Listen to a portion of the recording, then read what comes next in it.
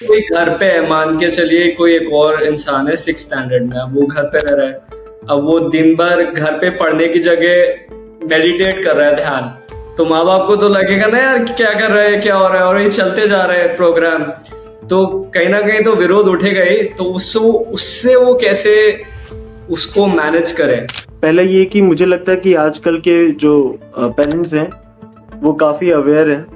ठीक है, पहले के जमाने से अभी अवेयरनेस ज्यादा बढ़ी हुई है, ज्यादा फैली हुई है। सो अभी वो अपोज नहीं करते हैं, बल्कि वो खुद प्रमोट करते हैं कि लाइक आपको करना चाहिए।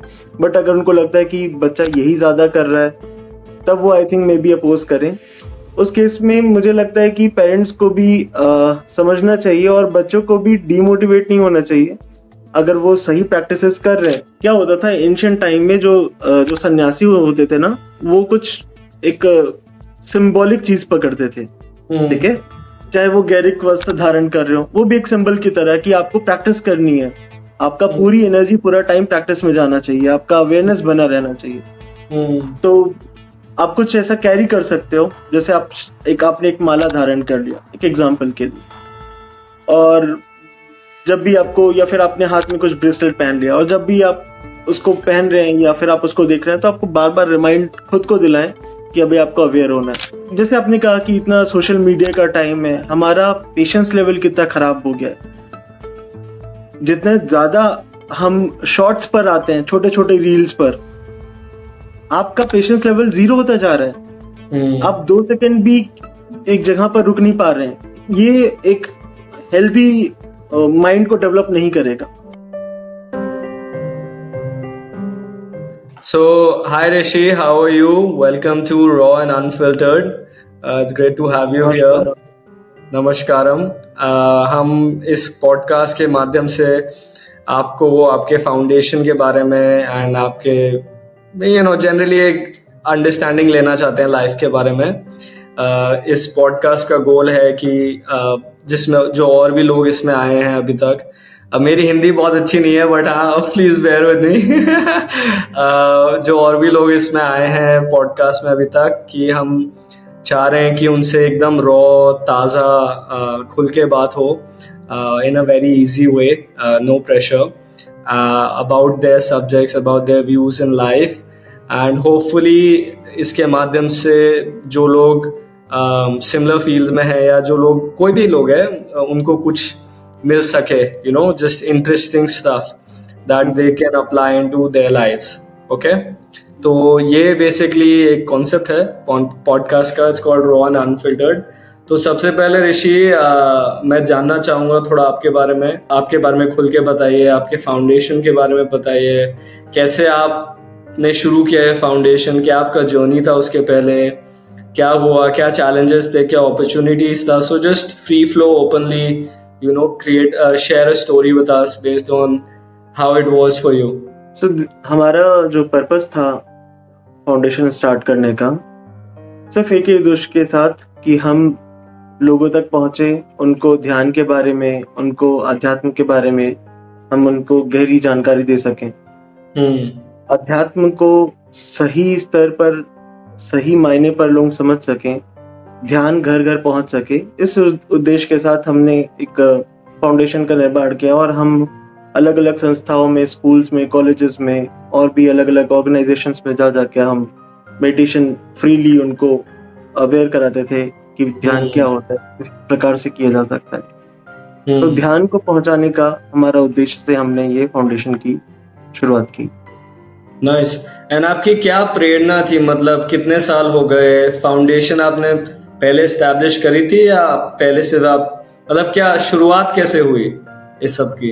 शुरुआत ऐसी हुई कि उसके पहले भी ध्यान प्रचार का या फिर ध्यान फैलाने का जो काम था वो हम कर ही रहे थे।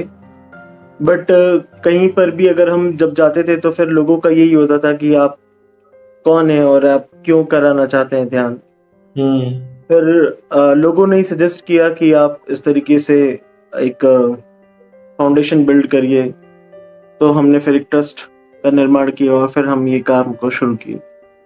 एंड ये काम कैसे शुरू हुआ, कैसे, मतलब मैं ये काम नहीं कहूँगा, एक तरीके का सेवा ही है ये। तो ये कैसे इसकी शुरुआत कैसे हुई? आपका कुछ एक्सपीरियंसेस हुए होंगे आपके साथ, mystical experiences I am sure, तो उन सब के बारे में बताइए ना थोड़ा। एक्चुअली मेरी जो आध्यात्मिक यात्रा है वो बहुत बहुत पहले से, बचपन से ही शुरू हो गई थी। मैंने मेडिटेशन स्टार्ट किया था when I was in 6th standard. So तब से ध्यान की जो यात्रा है वो चल रही थी। और फिर जब ये फाउंडेशन वगैरह स्टार्ट किए मैंने, आई थिंक आफ्टर ग्रेजुएशन। जी। तो पर तब आपका ये था कि आप ग्रेजुएशन करने गए, आपने सोचा था कि मैं ध्यान या अध्यात्म की फील्ड में जाऊंगा, पर आप दूसरे काम कर रहे थे उस समय, कैसे हुआ वो सब? नहीं, मैं संतों से और अलग अलग जो मास्टर्स हैं उनसे मिलना पसंद करता था। तो मैं जैसे मूजी से मिला, एक पत्री जी थे, जी। तो आपका ध्यान मूजी से काफी इंस्पायर्ड है, रामना लिनेज, उनका लिनेज जो है रामना महर्षि वाला लिनेज जो है। जी, मैं रमना महर्षि से भी जुड़ा हुआ हूँ। मैं लगभग हम हर साल मैं भी जुड़ा हुआ हूँ एक्चुअली, जाते हैं। वंडरफुल, मैं भी जुड़ा हुआ हूँ। आप गए तिरुवन्नामलाई, गए हैं आप? जी, हर साल हम जाते हैं तिरुवन्नामलाई। तो आपका जो ध्यान रिलेटेड होता है वो उसी प्रकार का है, शून्यता, नथिंगनेस? जी। एक्चुअली ध्यान के बारे में मुझे ओशो से पता चला और वहां से मेरी जो मेडिटेशन की जर्नी वो शुरू हुई। सो माय फर्स्ट मास्टर जो है वो मेरे ओशो हैं, और फिर उसके बाद ओशो से ही बहुत सारे मास्टर्स के बारे में पता चलता गया और एक जर्नी चलती गई। कितने साल हो गए? आई थिंक मैं ये तो नहीं बोलूंगा कि इतने साल हो गए, ध्यान को बोल सकते हैं 6th स्टैंडर्ड से अगर मैं काउंट कर तो मोर आई थिंक 15 इयर्स अबव तो हो ही गए होंगे। और अध्यात्म उसके पहले भी था जब ध्यान नहीं था। ये 6th स्टैंडर्ड में क्या हुआ आपके साथ? नहीं, from very early age, like I used to do lots of puja and all. तो मेरा इंक्लाइनेशन हमेशा से इस तरफ ही था, फ्रॉम अ वेरी चाइल्डहुड। तो मतलब घर में इतने पूजा पाठ का ऐसा नहीं कि बहुत ज्यादा माहौल था। लेकिन from like I think from previous birth, पूर्व जन्मों की जो आपकी जर्नी होती है वो इस लाइफ में कंटिन्यू हुई, और वहां से मेरा इंक्लाइनेशन इन चीजों पर ज्यादा था, अध्यात्म। तो जैसे आपका ये शुरुआत हुई पहले से, जैसे आप कह रहे हैं जन्मों से चला आ रहा है, एंड ये घर पे आपने बचपन से ही शुरू हो गए, तो क्या माँ बाप का क्या रिएक्शन था? पहले तो काफी विरोध था इस चीज को लेकर। वो बिल्कुल भी एक्सेप्ट नहीं करते थे। लाइक उनके लिए मेडिटेशन और इतना ज्यादा पूजा पाठ भी बोला जाए तो हानिकारक है। लाइक क्या कर रहे हो, पैसे कमाओ। जी बिल्कुल।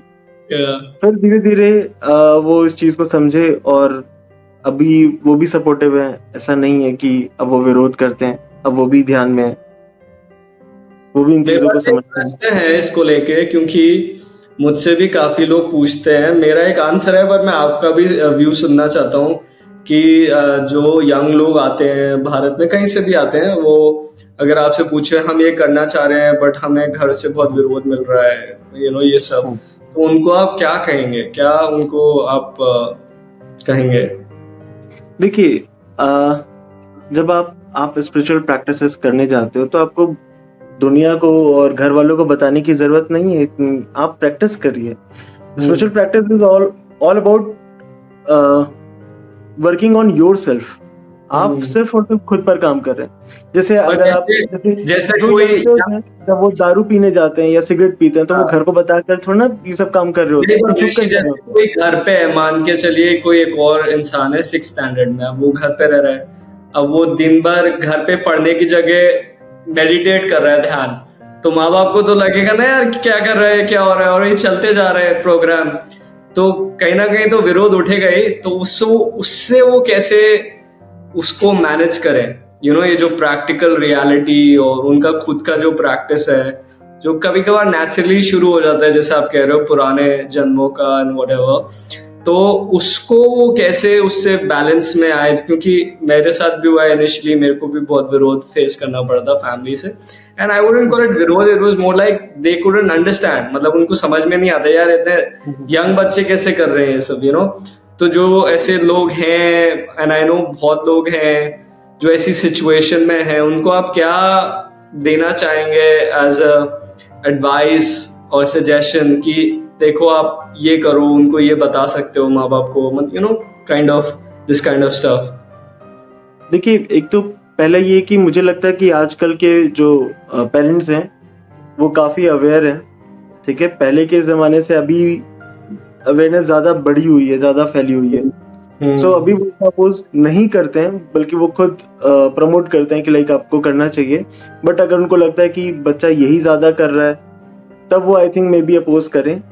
उस केस में मुझे लगता है कि पेरेंट्स को भी समझना चाहिए और बच्चों को भी डीमोटिवेट नहीं होना चाहिए। अगर वो सही प्रैक्टिसेस कर रहे हैं तो they will find the way. जैसे आपने कहा सही प्रैक्टिसेस, अब क्या है आज के समय में इतना सारा इंफॉर्मेशन है बाहर, इस इंडस्ट्री में भी, मतलब इंडस्ट्री बन गई है वेलनेस स्पिरिचुअलिटी एक, तो हर कोई कुछ ना कुछ सिखा रहा है, जो कि ठीक है, सबका चल रहा है। तो इस समय में आप क्या यंग लोगों को कहोगे कि सही एडवाइस क्या है? जैसे आप भी कह रहे हो, आपके भी काफी गाइड्स रहे, आपने भी काफी भटका होगा इनिशियली, आई एम श्योर, मैं भी काफी भटका था initially to learn from all these masters, but I think क्या होता है कि कभी कभार आप उसमें भटक ही जाते हो, कंफ्यूज हो जाते हो, क्योंकि इतने सारे आपके पास ऑप्शंस है। तो सही रास्ता अगर आप बात करें तो उसके उसके उससे रिलेटेड क्या आप लोगों को, जो यंग लोग आजकल गुजर रहे हैं उससे, उनको क्या आप अपने एक्सपीरियंसेस से सजेस्ट करना चाहेंगे? सबसे पहले ये समझने की जरूरत है कि ध्यान की जो यात्रा है, इसका कोई कोर्स नहीं हो सकता। ठीक है, तो जितने भी ये चक्र एक्टिवेशन के कोर्सेज हैं, कुंडली जगाने के कोर्सेज हैं, इन सब चीजों से बचें, क्योंकि ध्यान का सारा मार्ग आपका साधना के ऊपर है, आपको साधना है। तो सिंपल प्रैक्टिस को पकड़कर आप सालों साल चाहते हैं। हमारा मन क्या होता है कि हम कर रहे होते हैं और हमको चाहिए जल्दी रिजल्ट चाहिए। तो हमको लगता है कि यहाँ से कुछ और मिल जाए, ये कोर्स कर लें, वो कोर्स कर लें, बस भरते जाएं अपने आप को। तो कोर्सेज करने से कुछ नहीं होगा, आपको प्रैक्टिस को स्ट्रॉन्ग करने, अपने प्रैक्टिस को प्रोमिनेंट करना है। तो प्रैक्टिस पर ज्यादा फोकस करें।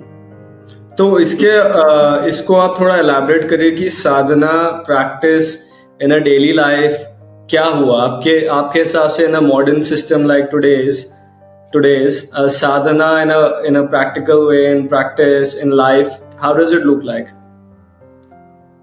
मैं अगर ये कहूँ कि जो बहुत बिगनर्स हैं, ठीक है, जो इस मार्ग में चलना चाहते हैं, ध्यान की शैली को अपनाना चाहते हैं, वो 24 आवर्स में से सिर्फ 1 घंटा अगर निकाल कर दें, और अगर उनको कोई मेथड और कुछ समझ में नहीं आ रहा है, तो सबसे बेसिक जो गौतम बुद्ध ने जो प्रैक्टिस दिया था, आनापानसति योग। आना means inhaling, अपाना means exhaling.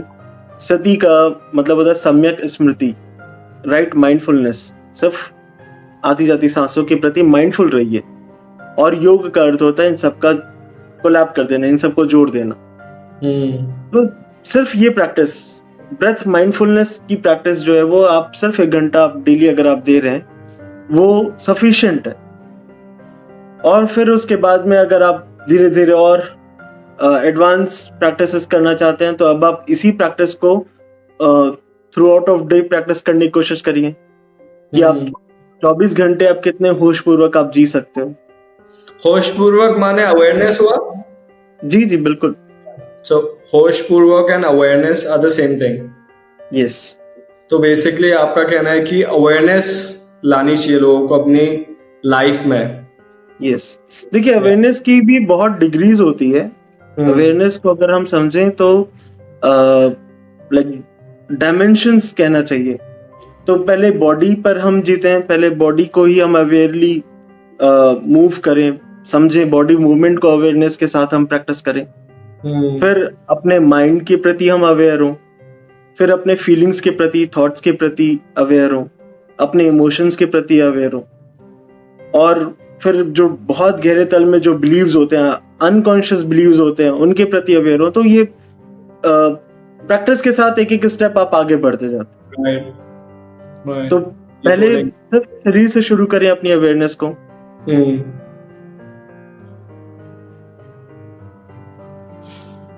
Wonderful, बहुत अच्छी एडवाइस है। और बताइए ऋषि जी, प्लीज एलैबोरेट।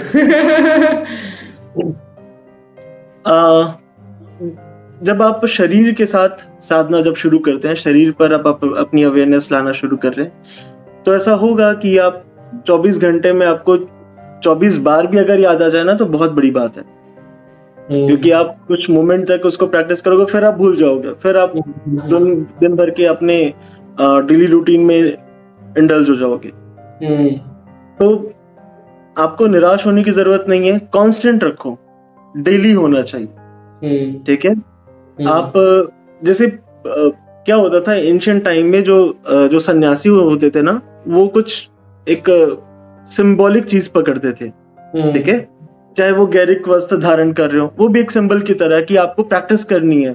आपका पूरी एनर्जी, पूरा टाइम प्रैक्टिस में जाना चाहिए, आपका अवेयरनेस बना रहना चाहिए। तो आप कुछ ऐसा कैरी कर सकते हो, जैसे आपने एक माला धारण कर लिया, एक एग्जाम्पल के लिए, और जब भी आपको, या फिर आपने हाथ में कुछ ब्रेसलेट पहन लिया, और जब भी आप उसको पहन रहे हैं या फिर आप उसको देख रहे हैं, तो आपको बार बार रिमाइंड खुद को दिलाएं कि अभी आपको अवेयर होना है, अपने मूवमेंट के प्रति अवेयर होना है, अपने थॉट्स के प्रति अवेयर होना है। तो एक रिमाइंडर के तौर पर पकड़ सकते हैं कोई सिंबल या कोई भी वस्तु को, लेकिन कांस्टेंट रिमाइंडर जरूरी है। वो आपको निरंतर होश बनाए रखना होगा। या अभी आज के समय में जैसे हम मोबाइल फोन यूज करते हैं, आप इस तरीके से फीड कर सकते हो कि जैसे अगर आप ओपन कर रहे हो, तो बीच में एक रिमाइंडर आपको अवेयरनेस का वो देता रहे, ताकि आप अवेयर हो। तो इस तरीके से आप अपने प्रैक्टिसेस में आप अपने कुछ मेथड्स खुद ही से बनाएं, खुद ही अप्लाई करें और करते रहें बस।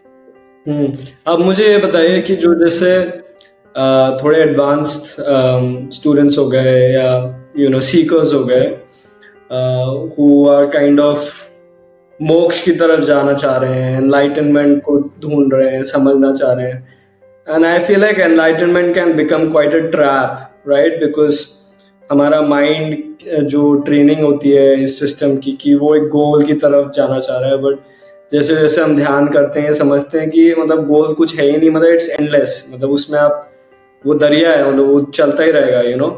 तो उन लोगों को, जो लोग इसमें मतलब एक रेस बना दिया है एनलाइटनमेंट को, मोक्ष को, उनको क्या सजेशन देंगे? क्योंकि वो थोड़े, उनको ये सब चीजें अंडरस्टैंडिंग हो जाती है, because they go into deep levels, right? But कहीं ना कहीं फिर माइंड आ जाता है वापस, और वो प्ले करने लगता है through ego, through the character, to making it into a goal, right? तो उस आई वुड से उस काइंड ऑफ मोड से कैसे नेविगेट करें? बिकॉज वो मोड में ना काफी लंबा फंस सकते हैं हम, फंस इन द सेंस कि उसमें घूमते रह जाएंगे, राइट? तो उससे कैसे, उसको कैसे नेविगेट करें? जब आप स्पिरिचुअल जर्नी में आप आते हो, एंटर करते हो, तब आपका गोल हो सकता है एनलाइटनमेंट हो, और होना भी चाहिए, क्योंकि वही आपको ड्राइव करता है आपकी प्रैक्टिसेस को, कि आपको उस स्तर पर पहुंचना है। लेकिन जैसे जैसे आप आगे बढ़ते जाते हो, आपकी समझ, आपका अनुभव और गहरा होता जाता है, तो आपको ये एनलाइटनमेंट का गोल भी ड्रॉप करने की जरूरत है। और स्पिरिचुअलिटी में कभी भी ऐसा नहीं होता है कि कोई सीनियर हो या कोई जूनियर हो। ठीक है। अच्छी अवस्था में पहुंचने के बाद भी व्यक्ति का पतन हो सकता है, वो गिर सकता है। और अगर आप ये थॉट लेकर चल रहे हो कि आप सीनियर हो, आप स्पिरिचुअलिटी में सीनियर हो, तो फिर आप एक और दूसरे फॉल्स ट्रैप में फंस रहे हो, कि फॉल्स ईगो में फंस रहे हो कि लाइक स्पिरिचुअलिटी, क्योंकि यहाँ पे प्योर होना है, आपको खाली होना है। यहाँ पे कोई सीनियर नहीं है, यहाँ कोई जूनियर नहीं है, यहाँ पे कोई सुपीरियर और कोई इंफीरियर नहीं है। तो ये सब चीजों से हमको थोड़ा सा फ्री होना, ये सारे माइंडसेट को हटाना है। इसलिए मैं जैसे मैंने पहले कहा ना कि जैसे कोर्स वाला एक ट्रैप है, ये एडवांस मेडिटेशन का कोर्स है, फिर कहीं कहीं पे तो समाधि लेवल के भी कोर्सेज हो रहे हैं, तो spiritual ego कोर्सेज trap. करके समाधि नहीं पाई जा सकती। It's a spiritual ego trap ना. यस यस, तो इन सब से हमको बचना है। और समाधि या एनलाइटनमेंट ऐसी चीज है कि वो आपके चाहने से या आपके प्रयास से नहीं हो सकती, वो तो उसकी कृपा से हो सकती है, उसके प्रसाद से हो सकती है, और कुछ नहीं हो सकता। तो एक बार जब आप प्रैक्टिस शुरू कर देते हो, आप एक इस जर्नी में बस चलते रहो चलते रहो चलते रहो, भटकोगे भी कोई दिक्कत नहीं, बस चलते रहो, कहीं ना कहीं तो पहुंचोगे, गलत जगह पहुंचोगे लेकिन पहुंचोगे, और फिर समझ में आ जाएगा कि ये गलत जगह पहुंच गए, तो दोबारा फिर आप वो गलती नहीं करोगे। तो चलते रहना इम्पोर्टेंट है। आप अगर चलते रह रहे हो तो फिर आप पहुंचोगे जरूर, ये तय है। पहुंचता वही है जो चलता है, जो निकलता है उस जर्नी पर। तो सिर्फ कंटिन्यूटी रखना सबसे ज्यादा महत्वपूर्ण है, और कोई दूसरी चीज इतनी महत्वपूर्ण नहीं है। ये जो कंटिन्यूटी नहीं होना मतलब क्या हुआ कि कैसे कंटिन्यूटी नहीं होगी? क्योंकि मान के चलिए कह रहे हैं हम कि लोगों को कि वो जहां भी जा रहे हैं चलते जाइए। अब मान के चलिए कोई महसूस कर रहा है कि वो फंस गया है और उनका कंटिन्यूटी नहीं है, तो वो भी तो एक काइंड ऑफ कंटिन्यूटी है ना, कि उनको लग रहा है कि वो फंस गए हैं, उनको अवेयरनेस है कि वो फंस गए हैं, तो वो ये प्रयास कर रहे हैं कि इससे निकलना है, क्योंकि सोच रहे हैं कि फंस गए, मतलब कि कहीं ना कहीं निकलना है ना किसी चीज से।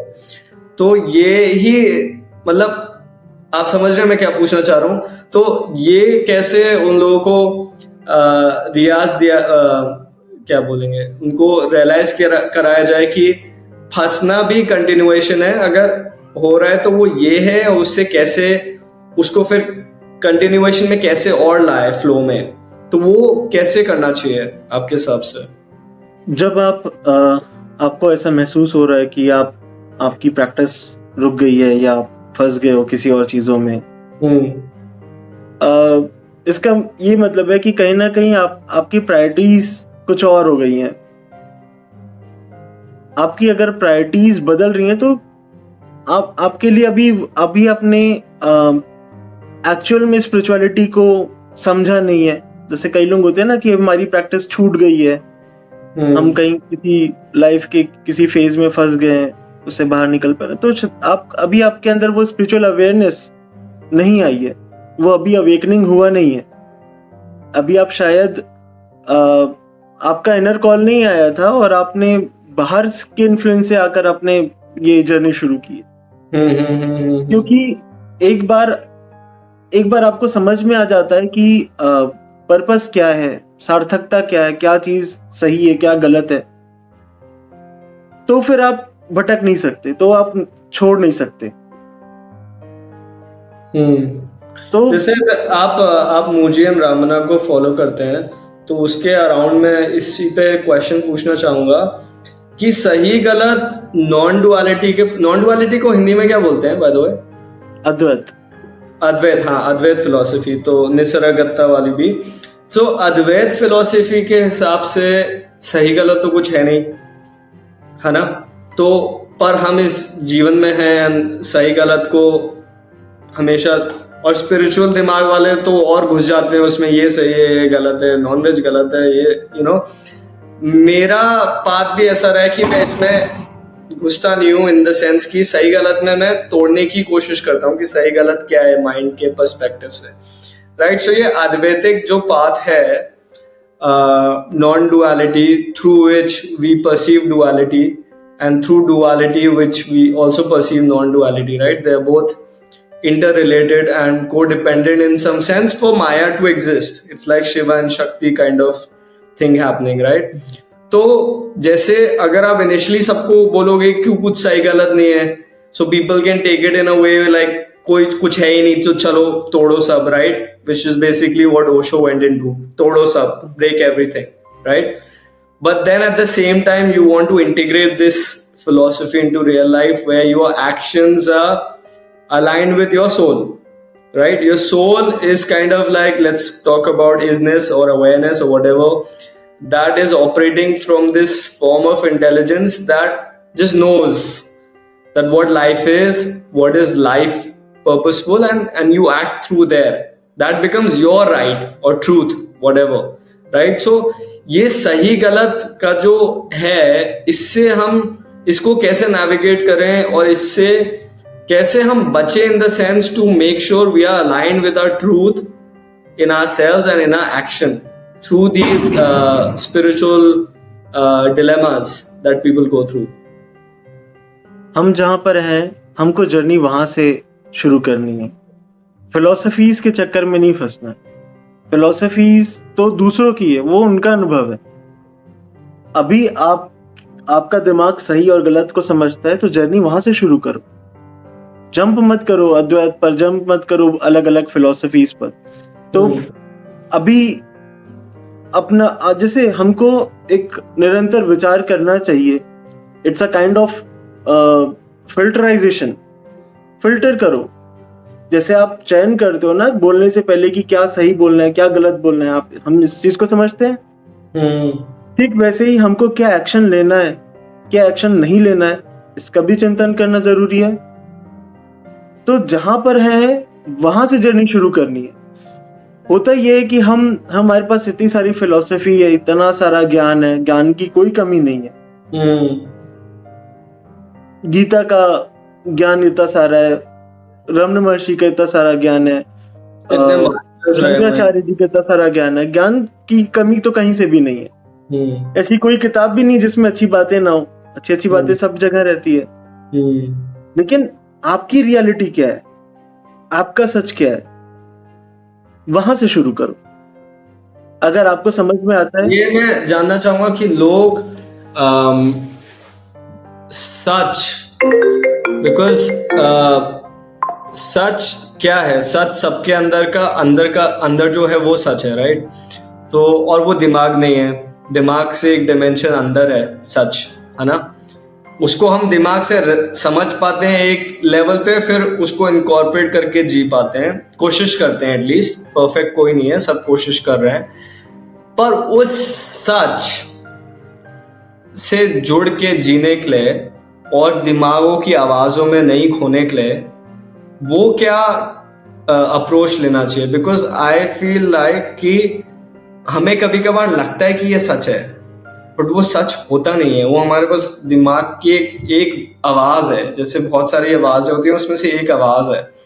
अब वो अंदर का जो सच है, जो एकदम मतलब बहुत पतले सुर में आता है, उससे और ये बड़ी आवाजों से जो अंतर है, उसको कैसे ध्यान में रहे हम। ये एक बहुत इम्पोर्टेंट आई फील लाइक कि चीज है, क्योंकि ये नहीं होता है ना, तो फिर हम दिमाग में खो जाते हैं और फिर दिमाग, हमें लगता है ये सच है, यही सही है, यही होना चाहिए, और फिर वो ego takes over and then alter ego takes over, तो उसी गेम में हम वो डुअलिटी ऑफ माइंड में ही फिर हम घूम जाते हैं। तो इसको कैसे ड्राइव करें इस सिचुएशन को? जितना ज्यादा आप शांत रहेंगे, जितना ज्यादा आप मौन में उतरेंगे, खाली करेंगे अपने दिमाग को सारे विचारों से, जितना ज्यादा फ्री होते जाएंगे, उतना, जैसे आपने कहा ना, वो बहुत पतली सी उसकी आवाज है, बहुत पतली है, बहुत धीरे से उसका सुर है। तो जब बाकी आवाजें शांत होंगी तब हम उसकी आवाज को एक्चुअली पकड़ पाएंगे। तो उसका एक ही सिद्धांत है, एक ही रूल है कि आपको शांत होना पड़ेगा, आपको खाली होना पड़ेगा। और जैसे आपने कहा कि बुद्धि सही गलत में और इस तरीके से फंस जाना, तो बुद्धि भी 3 तरह की होती है। एक होती है कुबुद्धि, जो आपको आपकी बुद्धि जो तमस से भरी हुई है, ठीक है। फिर एक है बुद्धि, और फिर एक है सद्बुद्धि। तो हमेशा हर चीज का हायर पर्सपेक्टिव जब आप पकड़ने की कोशिश करते हैं, जब आप अपनी ईगो सेल्फ को छोड़ते हैं, जैसे इसको समझना कि हम अपनी ईगो सेल्फ को किस तरीके से छोड़ सकते हैं। हम हमारे अंदर जितने भी फीलिंग्स इमोशंस जो आते हैं, जिसके लिए गुस्सा आ रहा है, प्रेम आ रहा है, उसका सारा जुड़ाव हमारी ईगो सेल्फ से होता है। टोटली। आपको पता है कि जैसे मान लीजिए कोई टेररिस्ट है, आपको पता है कि वो बहुत बुरा इंसान है, लेकिन आपको उसके ऊपर क्रोध नहीं आ रहा होता है। आपको क्रोध उसके ऊपर आ रहा होता है जो आपके आसपास में ही है, और आपको लगता है कि ये उसने आता है, गलत वही किया, ट्रिगर या वो करते हैं। गलत है, या ठीक है। तो जो आपके लिए गलत है, वो आपका जो आपके ईगो सेल्फ से ही रिलेटेड है, उसके सराउंडिंग में है। हमारा सारा जीवन उसी में ही घूमता रहता है। तो इस ईगो सेल्फ से जब हम बाहर निकलते हैं, तब हम हमारी जो वास्तविक में जो सद्बुद्धि है, उसका धीरे धीरे ओपन होना, उसका धीरे धीरे खुलना संभव होता है। पर आपको अन्यथा नहीं हम लगता समय बुद्धि में और बुद्धि के बीच में जीते हैं। मैं आपसे टोटली अग्री कर रहा हूँ।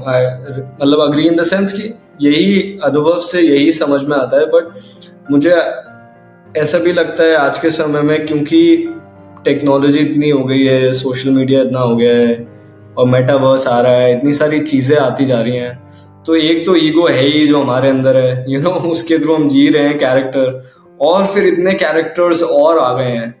तो कहीं ना कहीं आपको लग रहा है लोगों के लिए ये ईगो सेल्फ से बियॉन्ड सेल्फलेस से जुड़ना, जो कि हमारी natural state, it's always there, always will be there, always was there, उससे लोगों का जुड़ना इतना मुश्किल हो गया है क्योंकि वो इससे इतने दूर हो गए हैं। आपको लगता है कभी ऐसा?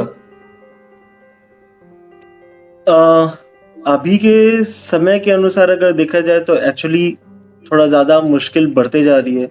क्योंकि इतना, मतलब अगर आप नहीं जानते हैं ना, तो वो ज्यादा इजी होती है चीजें। ज्यादा जान लेना हानिकारक है। अभी हमारे पास इतना वेस्टफुल नॉलेज है, इतना वेस्टफुल नॉलेज है, इंफॉर्मेशन की जरूरत नहीं है। यस। और जैसे आपने कहा कि इतना सोशल मीडिया का टाइम है, हमारा पेशेंस लेवल कितना खराब हो गया है। जितने ज्यादा हम शॉर्ट्स पर आते हैं, छोटे छोटे रील्स पर, आपका पेशेंस लेवल 0 होता जा रहा है। आप 2 सेकंड भी एक जगह पर रुक नहीं पा रहे हैं।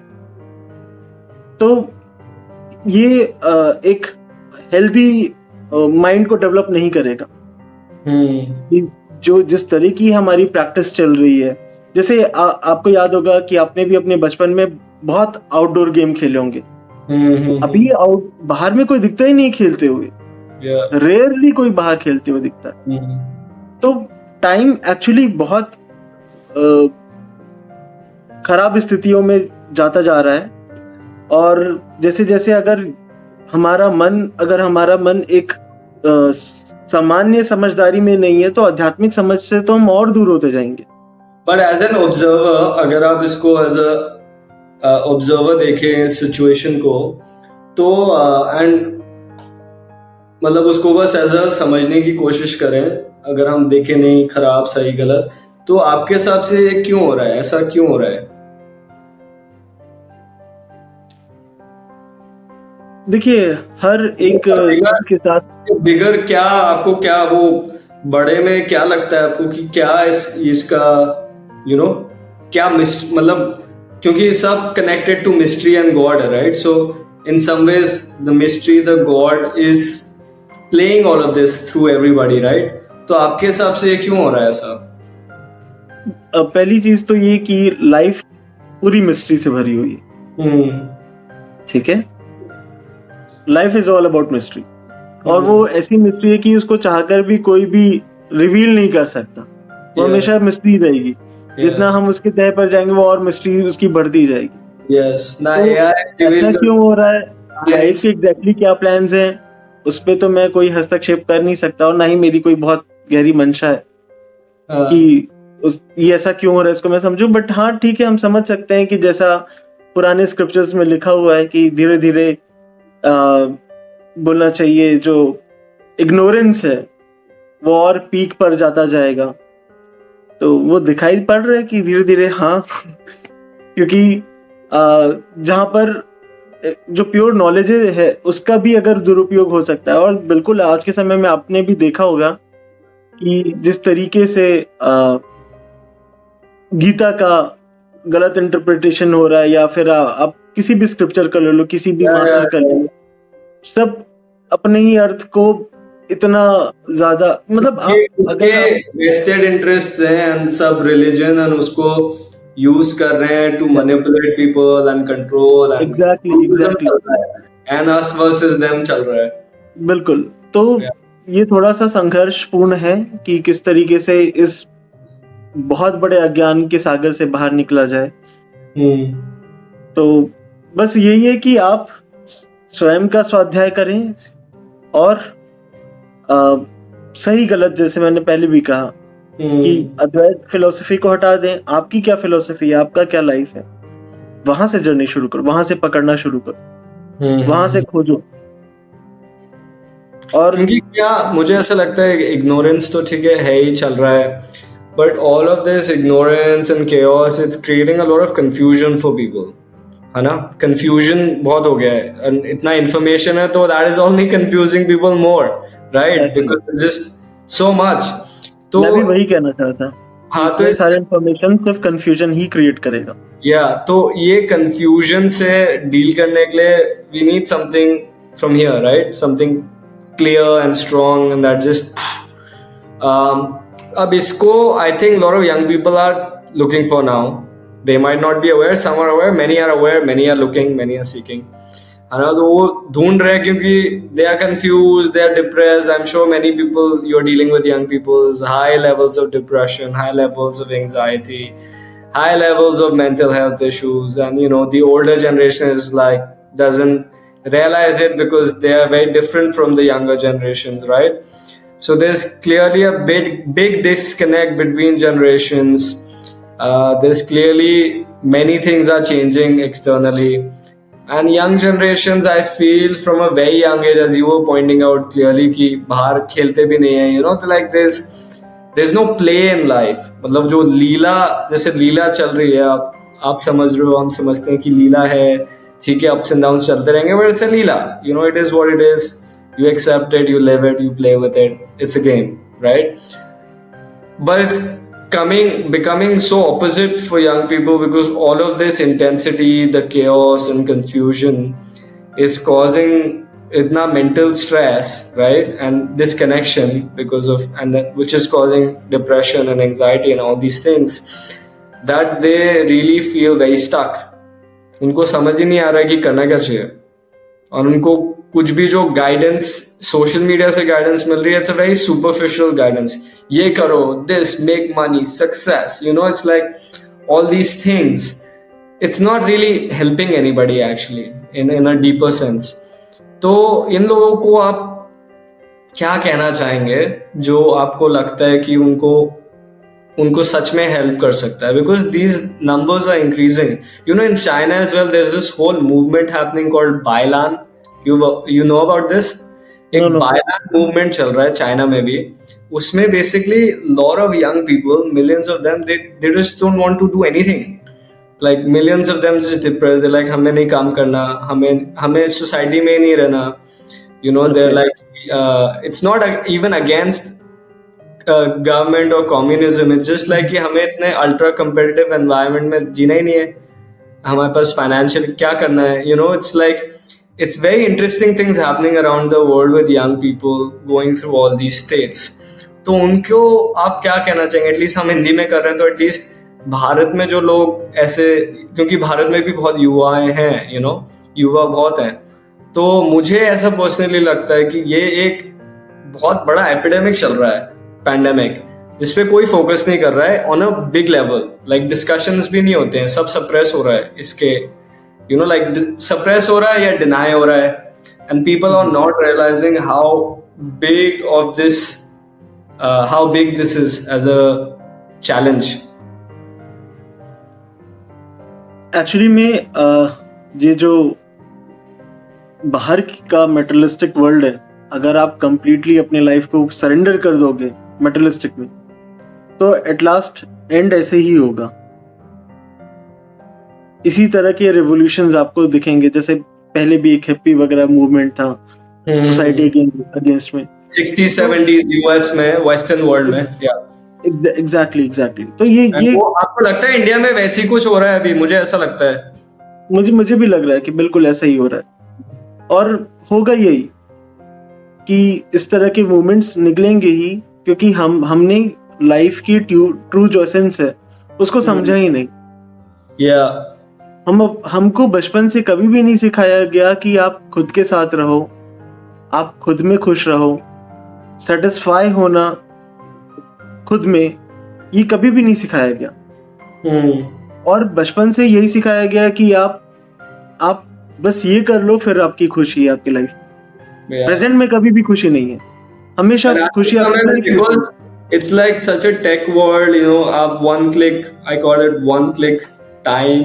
It's like, oh, you're feeling this, order this, it will solve it. Like fix.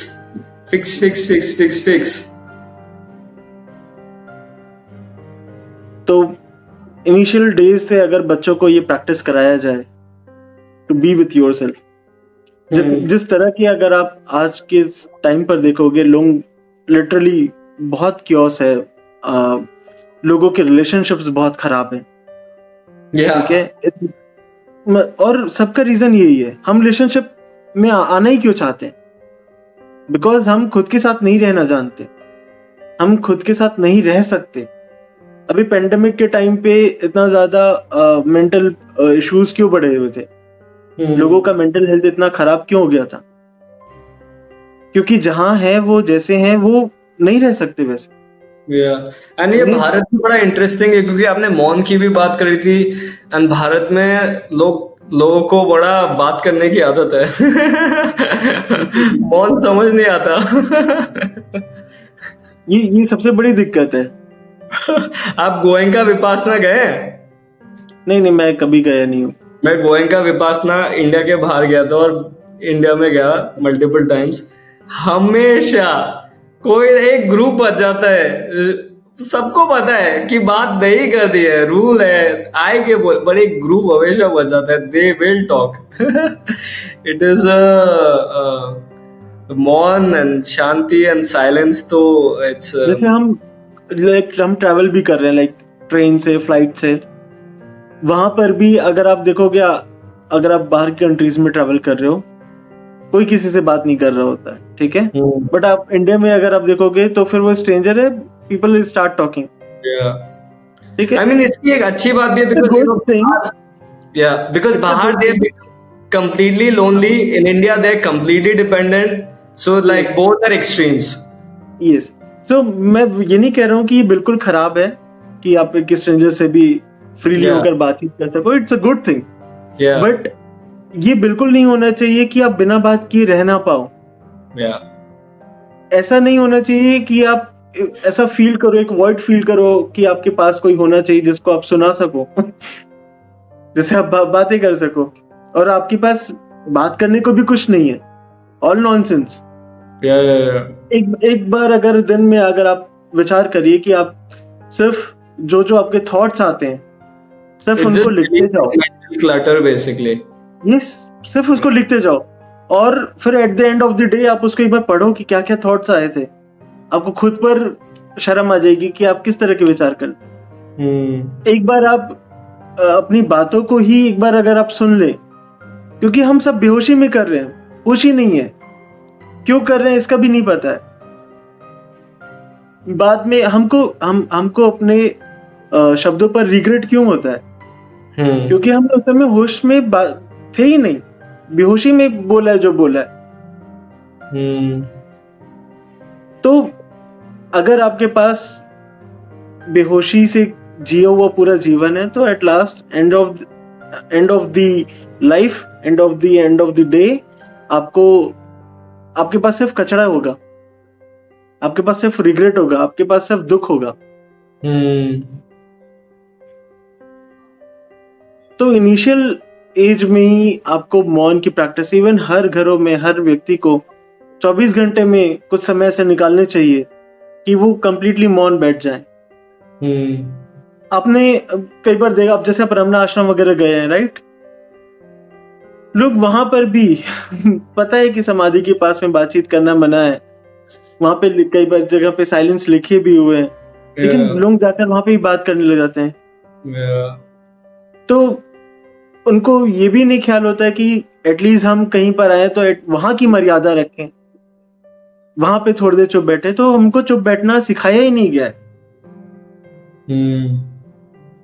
तो जैसे अभी आप फाउंडेशन के माध्यम से स्कूल्स एंड कॉलेजेस दोनों जा रहे हैं, जी जी, हम तो कोशिश इसमें करते हैं कि हम जितना जरूरी नहीं कि सिर्फ स्कूल और कॉलेजेस में, इसके हाँ, अलावा भी अगर कोई अदर ऑर्गेनाइजेशंस हैं तो हम वहां पे भी जाते हैं जहाँ पे ओके। कोई भी ग्रुप है।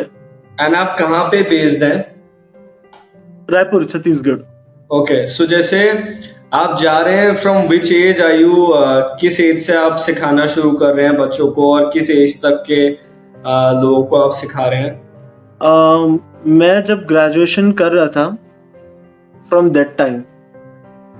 नहीं नहीं, जो आपके जिनको आप सिखा रहे हैं, हाँ, वो किस एज से स्टूडेंट किस एज शुरू? ग्रुप से? ओके हाँ ओके ओके। किस एज ग्रुप के लोगों को मैं हाँ, किस एज ग्रुप से इंट्रोड्यूस करा रहा लोग हूँ मेडिटेशन? सिखा रहे हैं, वो जी किस जी एज जी। ग्रुप से शुरू हो रहे हैं, किस एज ग्रुप तक जा रहे हैं?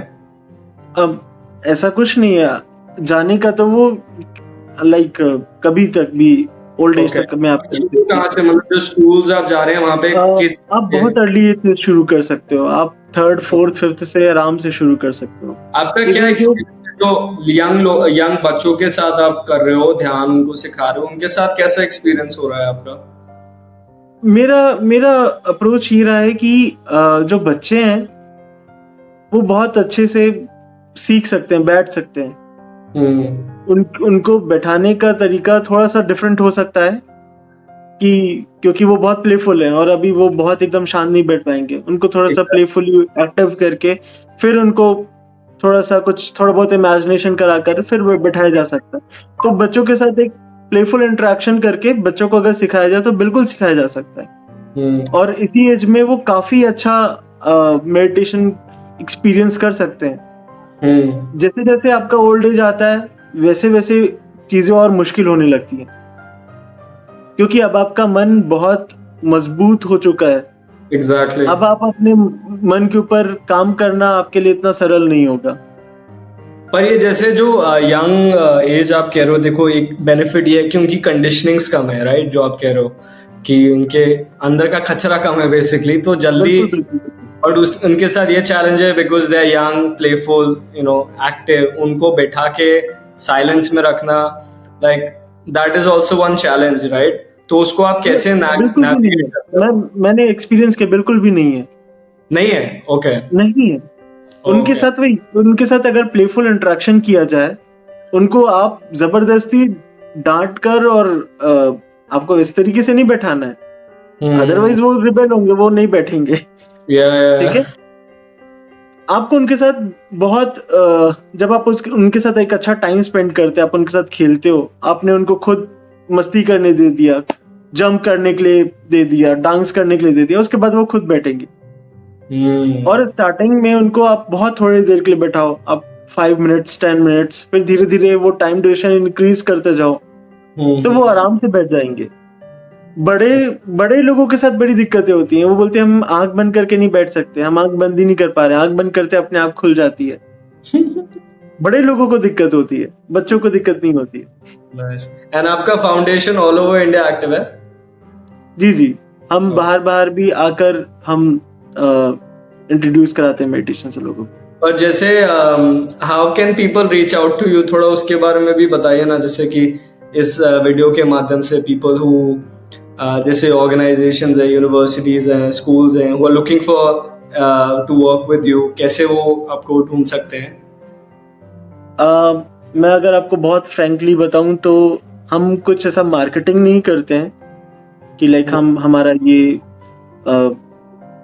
लाइक हमारे कुछ स्टेप्स हैं, इस तरीके से हम लोगों तक रीच आउट कर रहे हैं। हम एक रैंडम अप्रोच करते हैं और फिर हम अपना काम वहाँ पे जो भी हमको सिखाना होता है, शेयर करना होता है, वो हम करते हैं।